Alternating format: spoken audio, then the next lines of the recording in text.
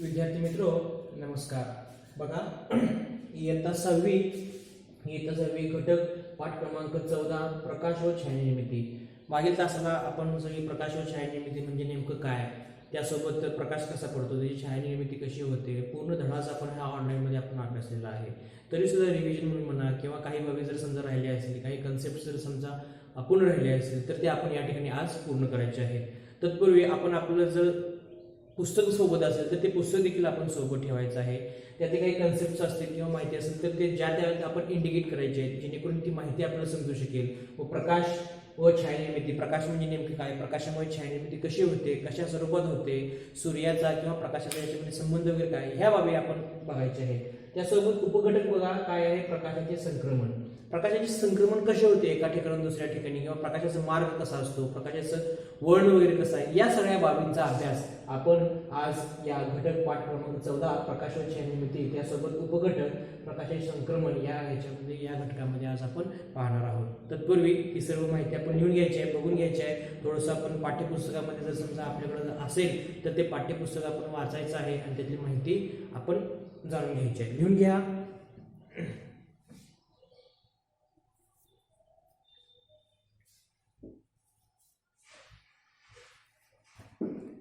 ठीक आहे, तर बघा आपण पाहिलेलं आहोत किंवा माहिती घेतलेली आहे प्रकाश व छायानिर्मिती। याच्यामध्ये प्रकाश व छायानिर्मितीमध्ये दीप्तिमान वस्तू किंवा पदार्थ नेमकं म्हणजे काय या बाबी आपण पाहिलेली आहेत। त्यासोबत दीप्तिहीन वस्तू किंवा पदार्थ म्हणजे नेमकं काय हे देखील पाहिलेले आहे। प्रकाशाची कृत्रिम स्रोत हे देखील पाहिलेले आहे। प्रकाशाची कृत्रिम स्रोत देखील पाहिलेले आहे। प्रकाशाची कृत्रिम स्रोत कुठले असतील तर ते टॉर्च असेल किंवा बॅटरीवर असणारे जे काही घटक असेल, जेणेकरून ज्या काही बाबी चालत असतील तर त्या संदर्भ किंवा समावेश या प्रकाशाचे कृत्रिम स्रोत ह्याच्यामध्ये होतो। ठीक आहे, तर पुढे बघा प्रकाशाचे संक्रमण। प्रकाशाच्या संक्रमणामध्ये आपण थोडंसं जाणून घ्यायचं आहे। दुपारच्या वेळी खिडकीच्या, दरवाजाच्या फुटीतून किंवा छताच्या छोट्याशा छिद्रातून अनेकदा आलेली प्रकाशाची किरणे पाहिली असतील। ठीक आहे, आता तुम्हाला प्रकाशाचे संक्रमण किंवा एका ठिकाणून दुसऱ्या ठिकाणी प्रकाश हा कसा जात असतो या संदर्भात आपण थोडीशी माहिती घेऊया। ठीक आहे, आता जर समजा जुन्या काळी जर समजा एखादं घर वगैरे असेल तर त्या घरातून जर समजा एखादा प्रकाशाचा झोत जर समजा येत असेल तर तो आपल्याला जर प्रकाशाचं संक्रमण झालं असं आपण म्हणतो। जुन्या काळातली घरं असतील किंवा जर समजा दरवाजा उघडा असेल तर दरवाजा उघडा असेल तर त्याच्या फटीतून सुद्धा एक वेळेला प्रकाशाचा झोत किंवा प्रकाशाचा स्रोत आपल्याला बाहेर आत आलेला दिसतो आपल्याला। ठीक आहे, त्यासोबतच छताच्या छोट्या छिद्रातून देखील आलेला दिसतो, म्हणजे हा प्रकाशाचा झोत हा अशा पद्धतीने आपल्याला दिसतो। आणि या प्रकाशाच्या झोतामध्ये आपल्याला सूर्यप्रकाश ह्याच्यामध्ये असतो, ह्याच्यामध्ये असणारे जे काही धुलीकण आपल्याला दिसतात ते धुलीकण देखील आपल्या पार्टिकल्स किंवा याला डस्ट पार्टिकल्स असं म्हणतो आपण इंग्लिशमध्ये।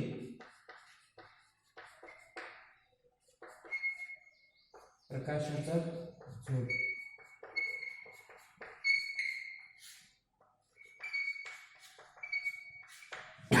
प्रकाशाचा झोत आपण बघितला आहे। एका सरळ रेषेत हा आलेला आहे, हा दिसतोय आपल्याला या ठिकाणी।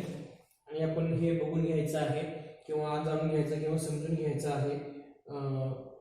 नेमकं आपण बघा डस्ट पार्टिकल कसे असतात किंवा प्रकाशाचा स्रोत कसा असतो हे आपण बघितलं आहे। त्यासोबतच प्रकाशाचा जो काही किरणाचा मार्ग असतो हे देखील बघायचा आहे। तत्पूर्वी मी तुम्हाला एक चित्र दाखवतोय। बघा खिडकीतून आत येणारा प्रकाश, बघा काल आपण ह्याच्यामध्ये व्हिडिओज पाहिलेले आहे तरी सुद्धा मी स्पष्टीकरण म्हणून आपल्याला देत आहे। ही खिडकी आहे, बघा ही खिडकी आहे, खिडकीच्या ह्याच्यातून आपला हा सूर्यप्रकाश आलेला दिसतो आपल्याला, म्हणजे प्रकाशाचा स्रोत सूर्यप्रकाश आहे हा सूर्यप्रकाश। ह्याच्यामध्ये काही डस्ट पार्टिकल्स म्हणजे ह्याच्यामध्ये जे काही धुलीकण वगैरे असेल तर हे धुलीकण आपल्याला लहान लहान पद्धतीचे असतील हे आपल्याला दिसतात। त्यासोबतच खिडकीतून येणारा जो काही प्रकाश वगैरे असेल हे देखील आपण पाहू शकतो। बघा आता ही लॅब आहे, ह्या लॅबमध्ये सुद्धा आपल्याला सूर्यप्रकाश जर समजा बघायचा असेल तर तो देखील आपण या ठिकाणी बघू शकतो।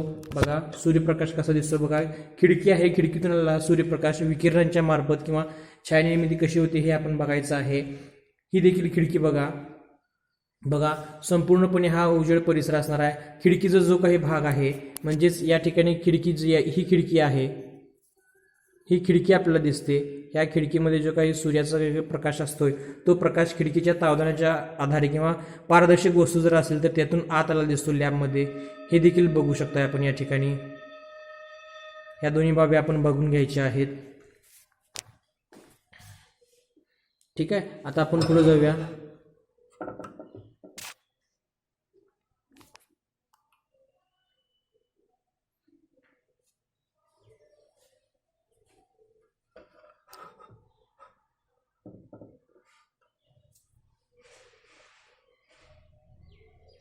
ठीक आहे. आता बघा आपण थोडं पुढे जातोय. थोडं पुढे गेल्यानंतर आपण थोडीशी माहिती बघायची आहे. प्रकाशाच्या सरळ रेषेच्या संदर्भामध्ये प्रकाशाचा प्रवास आपण थोडंसं जाणून घ्यायचा आहे किंवा समजून घ्यायचा आहे. प्रकाशाचा प्रवास हा सरळ एका रेषेनेच होत असतो. प्रकाशाचा सरळ एका रेषेमध्ये प्रवास होत असताना कोणत्याही ठिकाणी किंवा कोणत्याही पद्धतीने कोणताही प्रकाश हा पुढं पाठीमागं झालेला दिसत नाही आपल्याला. प्रकाशाचा प्रवास हा एका सरळ रेषेतच झालेला दिसतो आपल्याला. ठीक आहे. बघा मेणबत्तीची ज्योत पहा. मेणबत्तीची ज्योत कशी दिसते. मेणबत्तीची ज्योत ही एका ठिकाणी जर समजा लावली असेल आणि जर समजा आपण बघायचं असेल तर ती एक टाक आपल्या सरळ नजरेला दिसते. जर समजा त्याच्यामध्ये जर समजा एखादी वस्तू कोणती आली तर ते आपल्याला दिसू शकत नाही. कारण का आपली नजर व मेणबत्ती यांच्यामध्ये जर समजा एखादा अपारदर्शक जर समजा घटक आला, पदार्थ आला तर ते आपल्याला दिसू शकत नाही. म्हणजेच प्रकाशाचं किरण किंवा संक्रमण हे एका सरळ रेषेत होतं. हे स्वाभाविकपणे किंवा एका साध्या उदाहरणाने आपण बघू शकतो. ठीक आहे. पुढे बघा मेणबत्ती पाहणारी मुले बघा. आता याच्यामध्ये आणखीन मी तुम्हाला एक उदाहरण देतोय प्रकाशाच्या संक्रमणामध्ये. बघा पहिला प्रयोग पहिल्यांदा आपण समजून घेऊया. या ठिकाणी मुलं आहेत. मुलं ती मेणबत्ती पाहत आहेत. मेणबत्तीचा जो काही खेळ आहे म्हणा किंवा बाबी आहेत हे समजून घेत आहेत. ते पाहून घ्यायचं आहे. त्याच्यानंतर ज्योत का दिसत नाही तर ज्योत का दिसत नाही म्हणजे 1 आणि 2 कृती क्रमांक 1 कृती क्रमांक 2 बघायचा आहे. कृती क्रमांक 1 मध्ये मेणबत्ती ठेवलेली आहे, त्याला फ्लेम्स केलेले आहेत व इकडून हा एक मुलगा तो त्यांच्या सरळ रेषेमध्ये ही प्रकाश किरणाची ज्योत पाहत आहे छिद्रामधून. हे आपल्याला दिसते किंवा हे बघून आलं आहे. त्याच्यानंतर दुसरा मेणबत्ती बघा ही ज्योत दिसते. त्याच्यानंतर पुट्टे दिसतात. त्या पुट्ट्यामध्ये आपलं हे जे काही मध्ये छिद्र असतील ते छिद्रित देखील एक समान रेषेत आहेत. परंतु मधलाच भाग काय केलेला आहे थोडासा साईडला घेतलेला आहे. साईडला केल्यामुळे काय झालेलं आहे की आपला ही ज्योत आपल्याला दिसू शकत नाही. ही बाब आपण बघायची आहे. म्हणजेच प्रकाशाचे संक्रमण हे एका सरळ रेषेत होते हे आपल्याला या ठिकाणी समजू शकते किंवा जाणून येते किंवा माहिती आपल्याला झालेली आहे.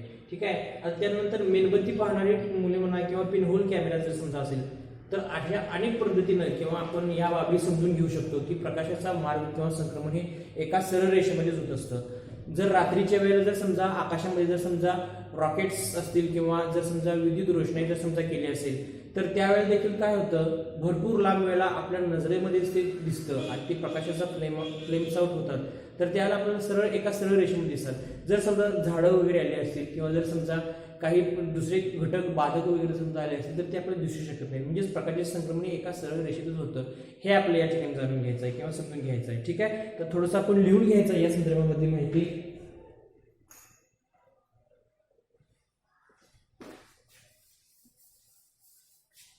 लिहून घ्यायचं आहे.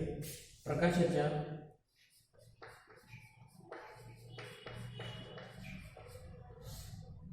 सरळ दिशेतील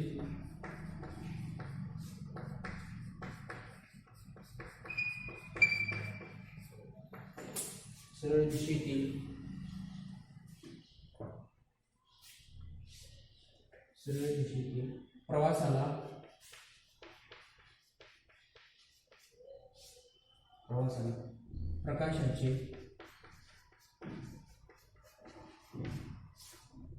प्रकाशाचे रेषीय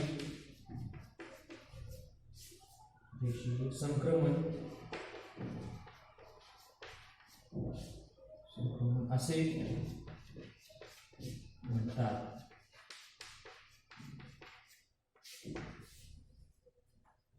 बघा प्रकाशाच्या सरळ दिशेतील प्रवासाला प्रकाशाचे रेषीय संक्रमण असे म्हणतात. ही बाब आपण लक्षात घ्यायची आहे किंवा समजून घ्यायची आहे. प्रकाशाच्या सरळ दिशेतील प्रवासाला प्रकाशाचे रेषीय संक्रमण असे म्हणतात. रेषीय संक्रमण म्हणजे नेमकं काही कन्सेप्ट पहिला समजून घ्या. एका सरळ रेषेमध्ये असताना प्रकाशाची ज्योत किंवा प्रकाश किरण कशी पडतात याच्या संदर्भात ही प्रकाशाचे रेषीय संक्रमण असे म्हटलेलं आहे याला उदाहरण. ठीक आहे. लिहून घ्यायचं आहे.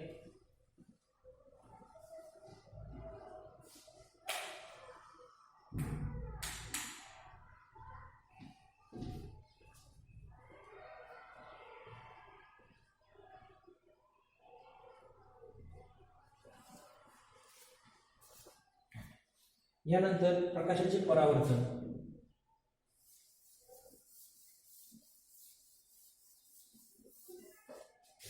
यानंतर दुसरा मुद्दा घेतोय आपण प्रकाशाचे परावर्तन.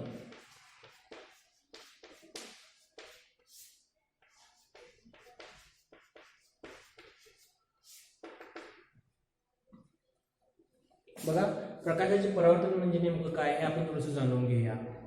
आपल्याला वस्तू कशी दिसते? प्रकाश स्रोतापासून वस्तूवर पडणारी प्रकाश किरणे वस्तूच्या पृष्ठभागापासून परत फिरतात, त्याला प्रकाशाचे परावर्तन असे म्हणतात. बघा, प्रकाश हा प्रत्येक गोष्टीवरती किंवा घटकावरती पडतच असतो. तर तो जो काही प्रकाश असेल किंवा जो उजेड असेल, जर समजा एखाद्या वस्तूवरती पडला तर ते पुन्हा रिफ्लेक्ट होतो, म्हणजे पुन्हा आपल्याकडे जेव्हा येतो तर त्याला म्हणायचं प्रकाशाचं परावर्तन. फॉर एक्झाम्पल मी पुन्हा लिहून देतोय, प्रकाश स्रोतापासून वस्तूवर पडणारी प्रकाश किरणे वस्तूच्या पृष्ठभागापासून परत फिरतात, याला प्रकाशाचे परावर्तन म्हणतात. ही खूप महत्त्वाची व्याख्या आहे, आपण लिहून घेणं खूप गरजेचे आहे. परत एकदा मी सांगतो, लिहून घ्यायचं आहे. प्रकाशाचे परावर्तन म्हणजे काय? प्रकाश स्रोतापासून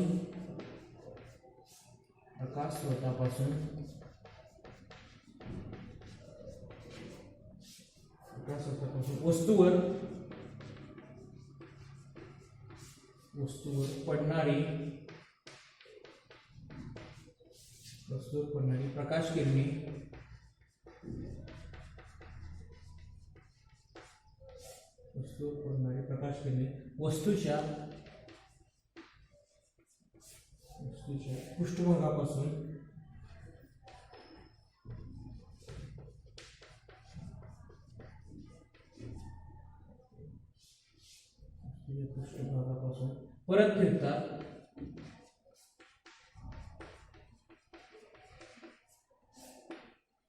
याला प्रकाशाचे परावर्तन म्हणतात.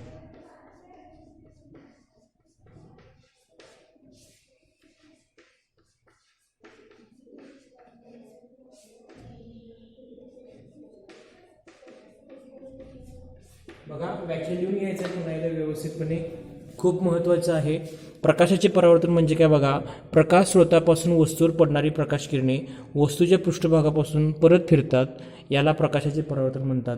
जर समजा वस्तूवरती जर समजा एखादा प्रकाशाचा झोत पडत असेल किंवा विजेची जर समजा टॉर्च पाडला किंवा बल्ब लावला किंवा एखादा ट्यूबलाईट लावला, एखाद्या अंधाऱ्या खोलीमध्ये जर समजा तुम्ही मेणबत्ती लावला, तर ह्याचा जो काही प्रकाश असेल किंवा दिवसा सुद्धा जर समजा आपण एखादा प्रकाशाचा प्रकाश किरण जर समजा एखाद्या वस्तूवर टाकली, तर त्या वस्तूवर टाकल्यानंतर तो त्याच्या पृष्ठभागापासून किंवा अपारदर्शक जर असेल तर त्याच्यापासून उलट पद्धतीनं जर समजा एखादी काही किरणं जर समजा परत फिरतात, तर त्याला प्रकाशाचे परावर्तन असे म्हणतात. हे प्रकाशाचे परावर्तन ह्या जिज्ञासामध्ये हे जाणून घेणं खूप महत्त्वाचं आहे. किंवा त्या संदर्भामध्ये आकृती असेल किंवा स्वतः जर समजा तुम्ही ॲनालिसिस केला किंवा स्वतःसुद्धा घरामध्ये म्हणा किंवा इतर ठिकाणी जर समजा आपण हा जर समजा प्रयोग केला, तरी देखील आपल्याला जाणून येतं की प्रकाशाच्या हा सिद्धांत एखाद्या वस्तूवर समजा झोत टाकला किंवा विजेचा जर समजा झोत टाकला, तर परावर्तन रिफ्लेक्ट होऊन काही किरणं येतात व त्या किरणामुळे आपल्याला काही माहिती किंवा काही बाबी आपल्याला समजून येतात. हे देखील आपण जाणून घ्यायचं आहे. याच्यामध्ये आता वस्तू कशी दिसते हे देखील या ठिकाणी दाखवलेलं आहे. बघा, आपण बघू शकतोय, हा एक मुलगा आहे आणि या ठिकाणी एक वस्तू आहे आणि हा एक प्रकाश आहे. हा प्रकाश म्हणजेच काय? एक बल्ब आहे, प्रकाशाचा झोत दिलेला आहे. प्रकाशाचा झोत आहे तोच काय केलेला आहे? प्रकाशाच्या ह्या एखाद्या वस्तूवरती हा पडलेला आहे. एखाद्या वस्तूवरती पडल्यानंतर काय होतं? हे जे रिफ्लेक्ट होतं, रिफ्लेक्ट पृष्ठभागावर पडल्यानंतर रिफ्लेक्टनंतर हे अशा पद्धतीने आपल्या हे डोळ्याला दिसतो. डोळ्याला दिसल्यानंतर हे संपूर्ण ही प्रक्रिया ही अशा पद्धतीने चालू असते. म्हणून आपण प्रकाशाचे परावर्तन कशा पद्धतीने होते ही सायंटिफिक किंवा वैज्ञानिक बाब आपण जाणून घ्यायची आहे. आणि आता व्याख्या देखील दिलेली आहे आपल्या फळ्यावरती, प्रकाश स्रोतापासून वस्तूवर पडणारी प्रकाश किरणे वस्तूच्या पृष्ठभागापासून परत फिरतात, याला प्रकाशाचे परावर्तन असे म्हणतात. बघा, आता ह्याच्यामध्ये काही महत्त्वाची बाबी माहीत आहे का तुम्हाला? ही एक बाब आलेली आहे. बघा,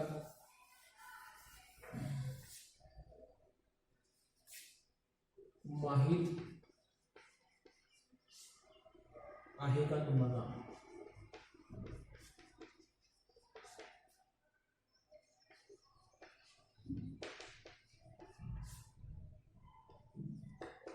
माहित आहे का तुम्हाला? माहित आहे का तुम्हाला? हा असा एखाद्या विज्ञानाच्या पुस्तकामध्ये एक बाब टाकलेली असते किंवा एखादी जास्तीत जास्त वस्तू एखाद्या घटकाबद्दल म्हणा किंवा आपल्या परिसराबद्दल म्हणा किंवा विज्ञानाबद्दल म्हणा किंवा भौतिकशास्त्राबद्दल खगोलशास्त्राबद्दल एखादी माहिती जाणून घेण्यासाठी हा एक पॉईंट आपल्याला असतो. याच्यामध्ये पॉईंट अशा संदर्भातला पॉईंट पान नंबर 98 वरती आलेला आहे आणि याच्यामध्ये माहिती दिली आहे की आपण माहिती बघायचं आहे. बघा, माहिती आहे का तुम्हाला? याच्यामध्ये सांगितलेलं आहे. काय सांगितलं बघा? तारे स्वयंप्रकाशी आहेत. काय सांगितलंय, तारे हे स्वयंप्रकाश असतात. जे काही आपण आकाशामध्ये जे काही तारे वगैरे बघतो ते तारे स्वयंप्रकाश आहेत. ग्रह उपग्रह परप्रकाश आहेत. बघा ग्रह कोणकोणते, बघा ग्रह ग्रह उपग्रह हे काय आहेत, परप्रकाश आहेत, म्हणजे दुसऱ्याच्या प्रकाशाचा आधार घेतात किंवा उजेडाचं सहाय्य हे असं म्हटलेलं आहे. आणखीन काय म्हटले, सूर्यप्रकाश चंद्राच्या पृष्ठभागापासून परावर्तित होऊन आपल्यापर्यंत पोहोचतो, त्यामुळेच आपल्याला चंद्र दिसतो. या प्रकाशाला आपण चंद्रप्रकाश म्हणतो. म्हणजे बघा चंद्रप्रकाश म्हणजे काय सांगितलेलं आहे, सूर्य व पृथ्वी याचा संबंधात असणारी ही जी काही माहिती आहे हे आपण माहिती आहे का तुम्हाला, किंवा तुम्हाला माहिती आहे का, याच्यामध्ये दिलेलं आहे. बघा सूर्यप्रकाश चंद्राच्या पृष्ठभागावरून परावर्तित होऊन आपल्यापर्यंत पोहोचतो, त्यामुळेच आपल्याला चंद्र दिसतो. बघा आता या ठिकाणी जर समजा सूर्य असेल, आपण एक बाब जाणून घ्यायची, सूर्य असेल, या ठिकाणी जर समजा चंद्र असेल आणि आपण जर समजा या ठिकाणी पृथ्वी असेल, बघा, आणि या ठिकाणी जर समजा पृथ्वी असेल, हा चंद्र, तर चंद्राचा काही स्रोत असेल किंवा चंद्राचा जो काही उजेड असेल, या उजेडामुळे काय होतो, हा चंद्र हा एक ग्रह आहे, परंतु हा चंद्र काय होतो, उजेडामध्ये, ह्या सूर्याच्या उजेडामध्ये काय होतं, लखलखतो, आणि ह्या लखलखल्यामुळे आपण पृथ्वीवरती राहतो या भागामध्ये, संपूर्ण भागामध्ये. इथून जर वेळेला आपण चंद्राकडे बघतो तेव्हा तो काय दिसतो, प्रकाशित असलेला दिसतो. म्हणून ह्या सगळ्या बाबी काय आहेत, ह्या अशा पद्धतीने या खगोलामध्ये ह्या सगळ्या चालू असतात. जे एकाचा प्रकाश दुसऱ्यावरती पडतो आणि दुसऱ्याचा प्रकाश आपल्याला इथून दुसऱ्याचा प्रकाश पडत दिसतो. म्हणजे ह्या भौगोलिक बाबी काय असतील तर ह्या आपण जाणून घेणं, समजून घेणं खूप गरजेचं आहे. ही एक भौगोलिक डायग्राम समजून घ्या थोडीशी. बघा सूर्य या ठिकाणी दिलेला आहे, सूर्य दिसतोय बघा, सूर्याचा उजेड ह्या चंद्रावरती पडतो व पृथ्वीवरून आपण ज्यावेळेला चंद्र बघतो तर त्यावेळेला तो चंद्र प्रकाशित झालेला दिसतो. ही बाब आपण लक्षात ठेवायची आहे. ठीक आहे. त्यानंतर वस्तू कशी दिसते ही देखील कन्सेप्ट आपण थोडीशी जाणून घ्यायची आहे.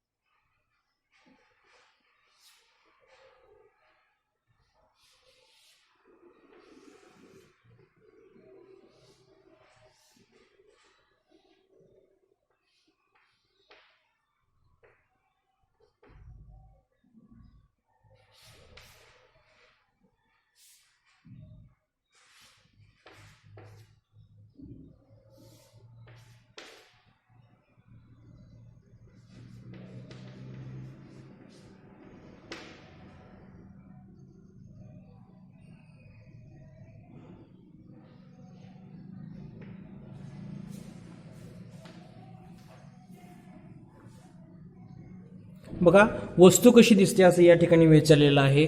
वस्तू कशी दिसते याच्यामध्ये सुद्धा प्रकाशाच्या परावर्तनाचा सिद्धांत किंवा प्रकाशाच्या परावर्तनाची बाब या ठिकाणी दाखवलेली आहे.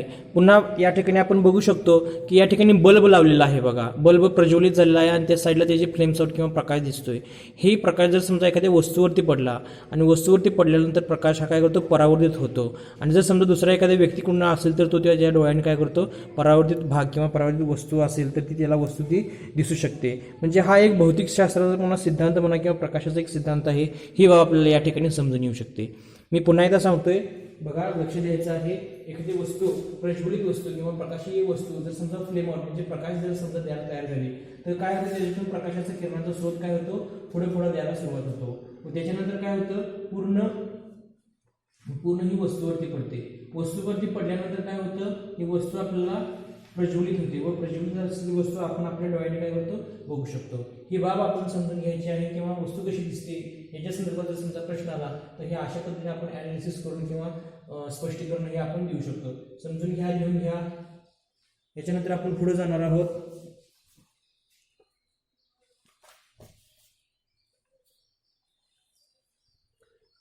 ठीक आहे, पुढे आपण जाऊया.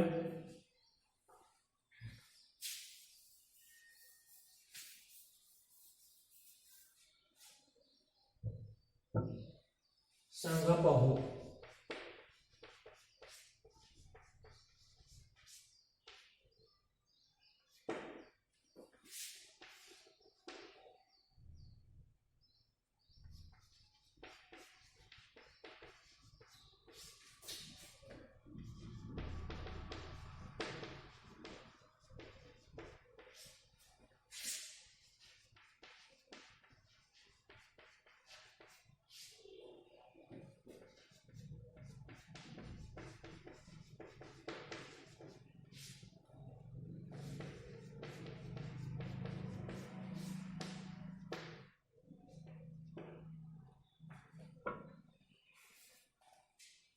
बघा प्रश्न काय आहे, कोणत्या वस्तूमध्ये आपल्याला प्रतिबिंब दिसते असं विचारले. प्रतिबिंब दिसते म्हणजेच काय, आपली प्रतिमा दिसणे.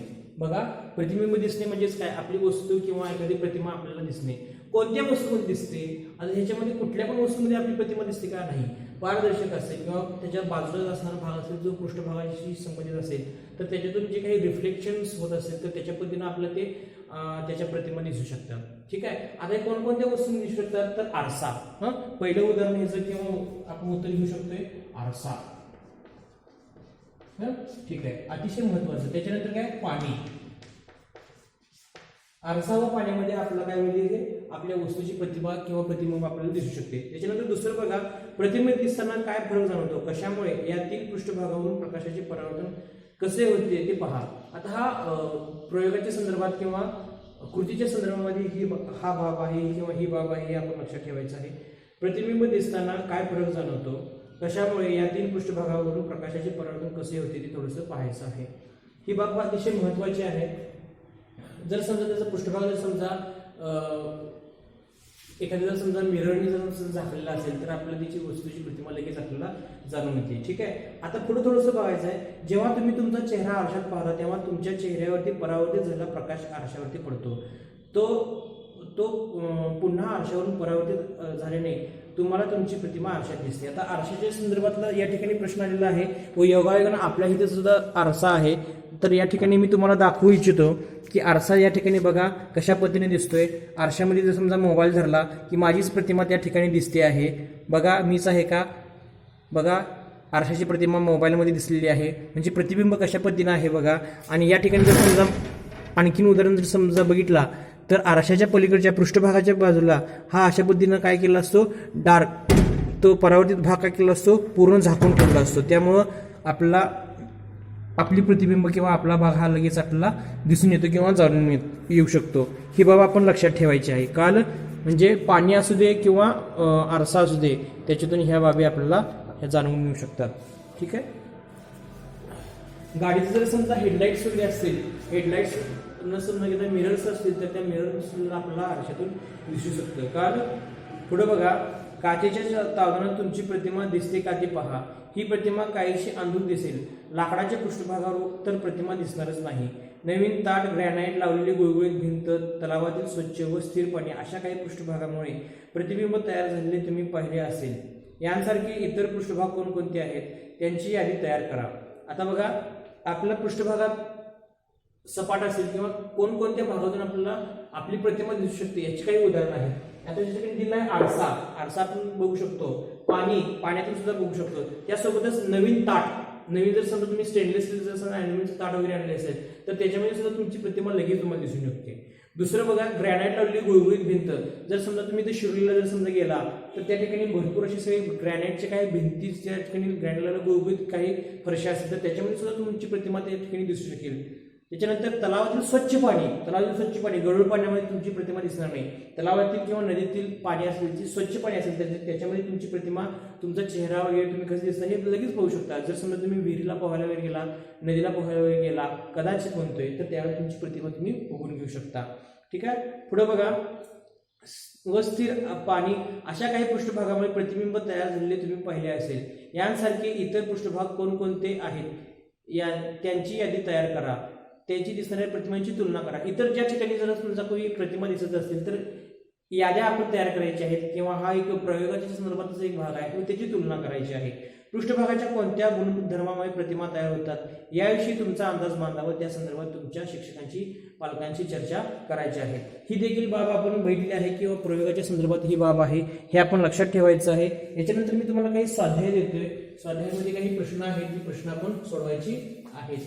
प्रश्न देतोय बघा, स्वाध्याय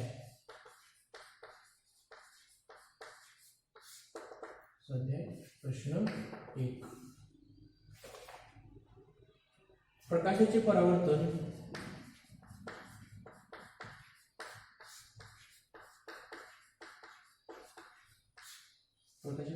बद्दल सविस्तर माहिती द्या.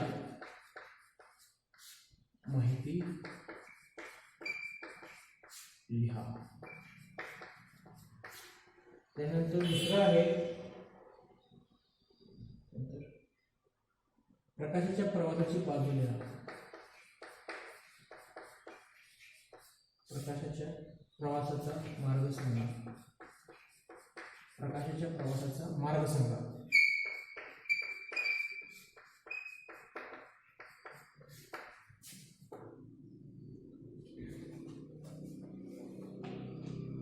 प्रकाशाच्या प्रवासाचा मार्ग सांगा.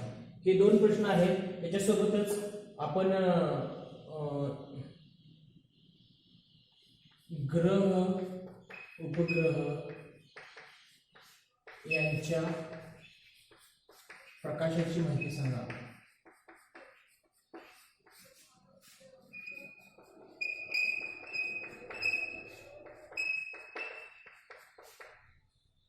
बघा, लिहून घ्यायचं आहे.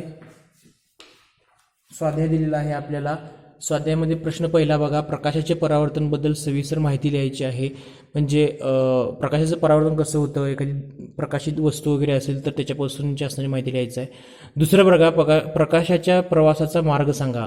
बघा, प्रकाशाच्या प्रवासाचा मार्ग सांगत असताना प्रकाशाचा प्रवासाचा मार्ग कसा होतो, मी तुम्हाला सांगितलं की एक प्रयोग देखील सांगितलं किंवा त्याचं स्पष्टीकरण दिलं कशा पद्धतीनं प्रकाशाचा मार्ग होतो. तर हा एका सरळ रेषेमध्ये होत असतो. त्याच्यामध्ये उदाहरणं होतील,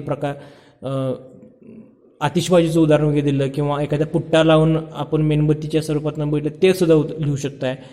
तिसरा प्रश्न बघा, ग्रह उपग्रह यांच्या प्रकाशाची माहिती लिहा. कुठला ग्रह स्वयंप्रकाशित आहे, कुठला उपग्रह स्वयंप्रकाशित आहे की नाही यांच्याबद्दलची माहिती देखील आपण आपल्या पद्धतीनं लिहू शकता. ठीक आहे. आता ह्याच्या पुढची माहिती आपण पुढील तासाला पाहणार आहोत. ठीक आहे. धन्यवाद.